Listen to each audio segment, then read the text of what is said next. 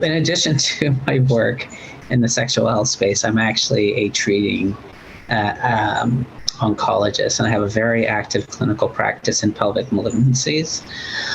This year, I will be focusing on advances in the treatments for ovarian cancer, and we'll be talking about the expansion of what has been sort of a holy grail in the treatment of ovarian cancer, this precision therapy, beyond just this space claimed by those who have mutations in BRCA, the BRCA gene.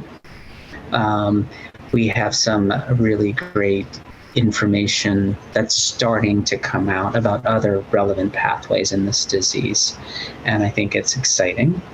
And we'll talk about further nuanced results that really will impact on how we're treating the disease currently, specifically long-term results of randomized clinical trials presented 3 years ago, showing sustained advantages to the use of maintenance PARP inhibitors for people with BRCA mutations. And this must become a standard of care across the globe, and access to these drugs are really important. So I'll be talking about some novel developments and providing hope that we are not only expanding the options, but we're getting smarter about which patient should get which treatment.